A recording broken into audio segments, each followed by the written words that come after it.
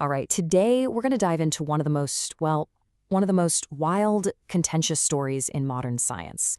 It's really a tale of a revolutionary discovery, a powerful establishment, and a whistleblower whose life, it ended in tragedy.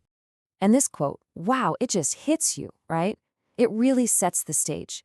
The whole story, according to the source we're looking at, Ashton Forbes, is framed around this one, just brutal fact. So that just begs the question, right? What on earth did this scientist expose that could lead to something like that? To really get a grip on the stakes here, we've got to understand who this man was and what he was fighting for. And we're not talking about just anyone. The whistleblower was Eugene Mallove, a Pulitzer Prize finalist. I mean, this was a respected science writer, someone deeply embedded in the academic world. And his target? His own institution, MIT. The fight? It was over an alleged cover-up of a technology he believed could literally change the world: cold fusion. Okay, so let's talk about the promise of cold fusion. This revolutionary discovery, what exactly is this controversial science? To really get why the alleged cover-up is such a big deal, you first have to understand just how massive the initial breakthrough was supposed to be. Okay, so think about this. A nuclear reaction, but not in some giant billion-dollar reactor, no. We're talking about a reaction that happens at room temperature on a tabletop. Back in 1989, two scientists, Pons and Fleischmann, claimed they'd done it. And the potential? It was just staggering. We're talking about a new source of virtually limitless, clean energy. And you can imagine the initial wave of excitement was just electric. Pons and Fleischmann did something kind of controversial. They skipped the whole peer review thing and went straight to the media. And our source says this just caused an absolute explosion of activity. Labs all over the world started scrambling to replicate the experiment to see if this was for real. And get this, a whole lot of them succeeded. The source claims that within just a few weeks, there were 60, that's 60, successful replications reported from all around the world. The evidence just seemed to be pouring in. It really looked like a brand new era of science was dawning. But then, just as fast as all that excitement built up, it all started to fall apart. This is where the story takes a turn, where we see an alleged scientific conspiracy start to form. The establishment began to push back, and they pushed back hard. So if the results were so promising, what went wrong? This is the real heart of the mystery, isn't it? How do 60 successful experiments just vanish from the conversation? The source we're looking at alleges this was no accident.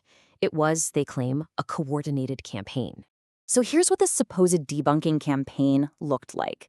According to the story, the Department of Energy, the DOE, gets involved. They allegedly put together this tribunal of physics experts. And their job wasn't to go lab by lab to verify the results.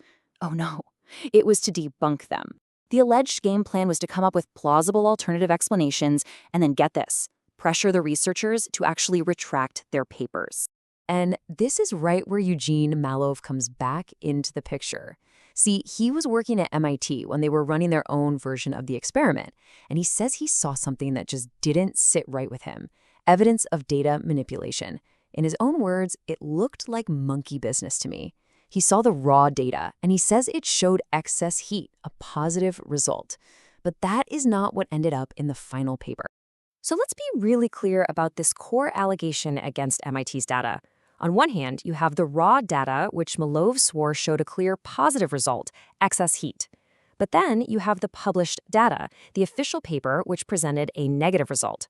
And that negative result, according to the source, was basically used as the nail in the coffin to discredit all of cold fusion. Yeah, and Mallove wasn't shy about it. He didn't just say, oh, I interpret this differently. No, he called it clear fraud. He was claiming the data was deliberately altered. And when an accusation like that comes out of a place like MIT, man, that is absolutely devastating. It basically ended mainstream research into cold fusion for years to come.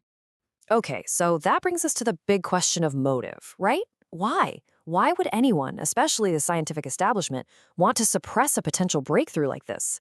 We're talking about clean, limitless energy. Why would you want to bury that? Well, the source suggests it wasn't just one thing, but kind of this cocktail of fear and self-preservation. A big piece of the pie was the threat to established scientific ideas. Another huge chunk was protecting funding for other big projects. And then you have the simple, very human fears of being proven wrong and facing public backlash. And Eugene Mallove himself really zeroed in on the human element. He said, "There's nothing worse than suggesting to academic physicists that they are not only wrong, but disastrously wrong." In his eyes, it wasn't just about the science. It was about ego, it was about pride, reputations, and the terrifying idea that your whole life's work might be built on a flawed understanding. So, let's talk about the lasting impact, the echoes of this alleged suppression. According to this source, the fallout from this whole controversy is still very much with us today. It's created this deep-seated psychological barrier within the scientific world. And the result? It wasn't just about killing a few research papers. The real outcome, the source argues, was that a whole generation of scientists and engineers was basically conditioned to believe that cold fusion is a complete joke, that it's fake science, all without ever actually looking at the evidence for themselves. And this quote from Ashton Forbes really sums it up. He says, "They don't actually even look at the data. They just come in and they say, 'This isn't possible.' So the debate isn't even about the evidence anymore. It's just become this knee-jerk reaction, this dogma, that prevents people from even considering it." You know, to really drive this point home, the narrator of our source material shares a pretty wild personal story. He says he actually built his own device, and he challenged a bunch of engineers to come and review it, to test it, and not a single one said yes. Why? Not because they found a flaw, but simply because they said it was impossible from the get-go. And that really leaves us with a final, pretty heavy question to think about. What is the cost of just dismissing an idea before it's even looked at? You know, whether you're a skeptic or a believer in cold fusion, the story itself forces us to ask, what happens when we let dogma get in the way of curiosity?